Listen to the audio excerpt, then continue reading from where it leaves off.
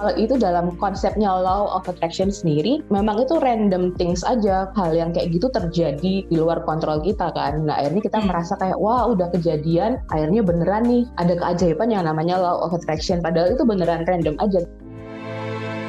Ngobrol dan cerita di Anyaman Jiwa yuk. Tenang, kamu gak sendiri kok.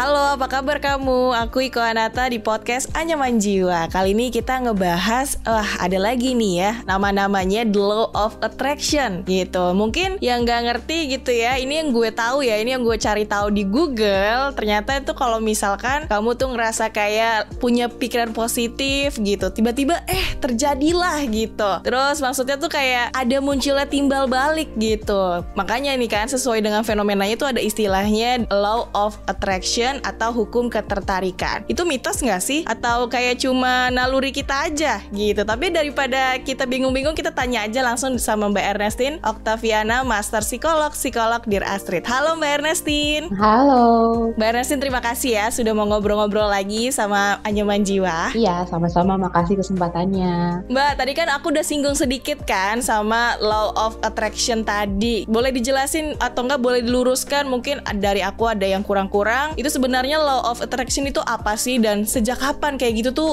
kita bisa mulai ngeyakinin gitu? Sejarahnya sudah cukup panjang. Dari tahun 1800 itu sudah ada artikel atau buku yang menyebutkan terkait judul Law of Attraction. Tapi ketika di tahun 2000-an itu muncul lagi, itu dianggap sebagai filosofi berpikir. Nah, si Law of Attraction ini sebenarnya adalah pseudoscience. Jadi bukan sesuatu yang bisa dibuktikan secara ilmiah menurut keilmuan, entah itu psikologi maupun bidang-bidang keilmuan yang lain. Nah, dalam psikologi sendiri ada konsep yang mirip dengan si Law of Attraction ini, kita sebutnya sebagai self-fulfilling prophecy. Jadi mirip-mirip nih, kalau di konsep Law of Attraction itu ketika kita memikirkan sesuatu, itu kan kita menarik yang apa yang kita pikirkan ya dari alam semesta gitu. Misalnya kita mikirin, abis ini aku mau ditelepon, aku abis ini bakalan akan ditelepon sama teman baikku gitu. Kita mikirin itu, lalu tiba-tiba aja teman kita telepon gitu kan. Nah itu kita bisa bilang itu sebagai Law of Attraction. Ketika kita mikirin sesuatu itu terjadi beneran. Nah di dalam konsep yang namanya self-fulfilling prophecy itu mirip-mirip juga. Ketika kita punya ekspektasi tertentu, apa yang kita pikirkan itu beneran terjadi. Tapi lebih banyak di konteksnya yang negatif. Jadi misalnya nih, sebelum kita presentasi ke klien atau ke dosen, kita nggak siap. Akhirnya kita mikir, waduh ntar presentasi gue bakalan kacau. Nah karena kita udah punya ekspektasi kalau bakalan kacau, perilaku kita, sikap kita, tindakan kita pun juga akan mengarahkan kalau bakalan kacau. Secara nggak sadar kita akan ngomongnya belibet, kita akan kelihatan grogi atau nggak siap gitu. Jadi apa yang kita pikirkan terjadi beneran. Nah kalau di Law of Attraction ini hal-hal yang positif yang ditarik. Jadi kalau misalnya kita mikir sama nih, dibalik aja nih, kalau misalnya kita presentasi nanti aku nggak bisa, tapi aku akan bisa mencoba mempresentasikan yang terbaik. Nah akhirnya kan kita akan punya postur yang bagus, kita akan berusaha untuk lebih artikulatif ketika berbicara, dan akhirnya beneran bisa. Jadi sebenarnya konsep itu ada nih yang lebih benar dalam konsep psikologi, namanya self-fulfilling prophecy. Itu gimana bisa bekerja gitu? Maksudnya kita memikirkan hal yang positif, terus tiba-tiba jadi kenyataan gitu. Kayak misalkan contoh kita udah telat banget, aduh gue pengen banget nih bis kita udah nyampe gitu. Pas kita udah nyampe, jadi tinggal langsung naik gitu. Terus ternyata beneran terjadi. Nah itu gimana bisa terjadi gitu Mbak? Ya kalau itu dalam konsepnya Law of Attraction sendiri, memang itu random things aja. Dan kadang-kadang hal yang kayak gitu terjadi di luar kontrol kita kan. Nah akhirnya kita merasa kayak wah udah kejadian, akhirnya beneran nih ada keajaiban yang namanya Law of Attraction. Padahal itu beneran random aja, kita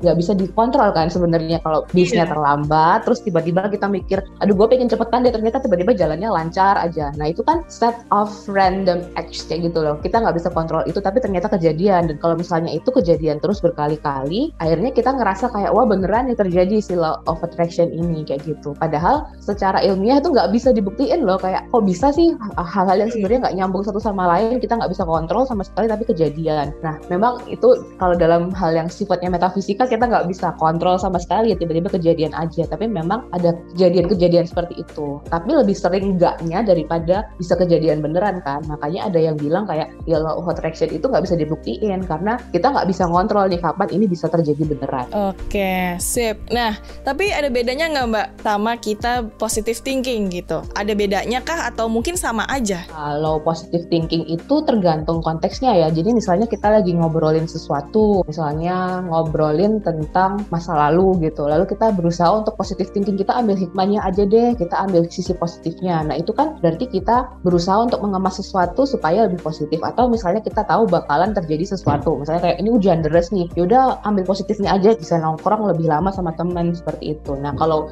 si law of attraction ini maupun si self-fulfilling prophecy tadi itu ada ekspektasi yang ingin dibangun untuk meraih sesuatu. Jadi kalau law of attraction kan kita ingin sesuatu, kita pikirin supaya hal itu muncul atau terjadi. Sama dengan si self-fulfilling prophecy, kalau kita mikirin sesuatu akhirnya terjadi juga. Jadi konteksnya apa untuk berpikir positif. Oke, Mbak, kalau misalkan kejadian gitu kan, wah seneng banget nih kejadian gitu, ada dampak lain nggak Mbak yang dirasakan ketika kita melakukan law of attraction sendiri? Nah kalau si law of attraction tadi kan kita nggak ngontrol apa-apa ya, tapi tiba-tiba kejadian aja gitu. Ya mungkin kita akan senang gitu kan, dan akhirnya pingin untuk nyoba-nyoba lagi supaya apa yang kita pikirkan beneran kejadian lagi di masa depan. Jadi tebak-tebak berhadiah gitu loh, kita mikir terus kejadian, kita mikir terus kejadian. Jadi memang efeknya ya akan bikin kita senang dan kita pingin untuk nyoba-nyoba lagi. Tapi ketika akhirnya nggak kejadian ya, terus udah dicoba lagi nggak kejadian lagi, dicoba lagi nggak kejadian lagi, bisa jadi akhirnya malah kehilangan kepercayaan ke diri sendiri. Udah berpikir positif nih, udah mikir kok nggak kejadian sama sekali ya, akhirnya malah meragukan diri sendiri padahal udah merasa melakukan berpikir positif, menarik energi positif, tapi nggak kejadian. Nah tadi kan Mbak Ernestine juga sempat bilang gitu, jadi kayak aduh kok jadi kayak gini gitu ya. Nah ini kan ada aja gitu, kita ya kayak punya ekspektasi gitu, tapi hasilnya tuh timbal balik malah jadi negatif gitu misalkan ya. Nah itu berarti gimana nih Mbak cara kita untuk menerima? Ya udah kan ini cuma pikiran aja, ekspektasi kita bisa 50-50 gitu, bisa kayak terjadi, bisa ya enggak gitu. Betul. Jadi kalau memang kita berusaha untuk meraih sesuatu, terus kita cuman mikir doang dan yang kita pikirin nggak kejadian, salahnya di siapa? Kita dong, karena kita cuman mikir doang, no action, talk only, NATO doang gitu ya. Nah kalau kita punya pikiran, punya harapan, pingin sesuatu atau goal yang ingin dituju, yang perlu dilakukan ya harus ada actionnya. Kita punya niat, kita pikirin sesuatu itu perlu kita lakukan dengan step-step apa, detail-detailnya dengan cara apa dilakukan, apa yang perlu kita buat supaya hal itu terjadi beneran, ya baru itu yang bisa kita raih dan kita capai. Dan kalau cuma dipikirin doang terus nggak kejadian, ya bukan salah siapa-siapa dong kalau ternyata nggak kejadian beneran gitu ya. Oke. Nah terakhir nih Mbak Ernestine, ada nggak pesan untuk Sobat Medio gitu atau pendengarannya menjual lainnya yang mungkin tertarik untuk coba gitu, kali aja kan ada ekspektasi kita tercapai gitu. Silahkan Mbak Ernestine. Boleh banget kalau teman-teman mau cobain yang namanya law of attraction. Tapi kalau hanya berpikir doang dan nggak dilakukan secara nyata, kemungkinan besar ya nggak akan terjadi. Jadi yang teman-teman bisa lakukan selain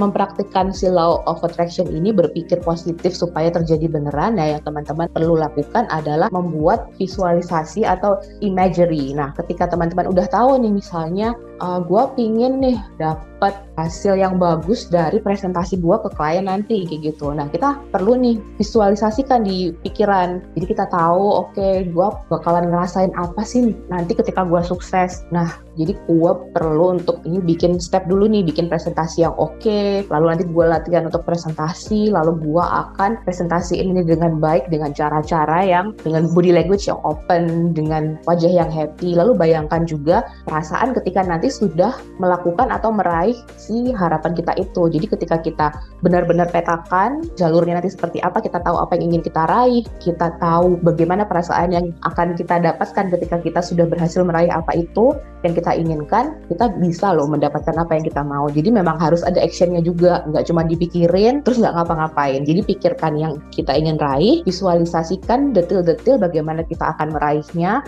lalu bayangkan perasaan ketika kita nantinya meraih cita-cita atau harapan itu, nanti niscaya itu akan mengarahkan perilaku kita untuk meraih atau mendapatkan yang kita inginkan. Dan yang kita dapatkan itu sesuatu yang bisa kita kontrol ya, kayak misalnya gue pengen ini mobil di depan jalannya lebih cepat, itu kan bukan sesuatu yang kita kita kontrol. Kita mau mikir itu dalam konteks law of attraction, ya nggak akan bisa karena itu bukan sesuatu yang kita kontrol kan. Jadi gitu, kalau ingin bisa law of attraction, lakukan sesuatu yang bisa kita kontrol juga. Kan hal-hal yang benar-benar di luar nalar kayak gitu akan susah banget ya kita dapetin. Oke, siap. Terima kasih Mbak Ernestine. Berarti jadi buat sobat media atau teman pendengar Anyaman Jiwa, emang harus selain dipikirin harus ada actionnya ya. Jangan cuma pikirin aja gitu. Mungkin udah kejadian sekali terus coba lagi kali aja gitu kan, biasanya gitu. Oke, kalau gitu terima kasih ya Mbak Ernestine sudah ngobrol-ngobrol hari ini. Dan kamu juga terima kasih buat sobat media atau pendengar Anyaman Jiwa. Jadi tungguin episode selanjutnya. Dan kalau misalkan mau konsultasi sama Mbak Ernestine bisa langsung aja nih di dearastrid.com. Jadi sampai jumpa di episode Anyaman Jiwa selanjutnya. Dadah. Yah, udah selesai episode kali ini. Tungguin episode Anyaman Jiwa selanjutnya ya.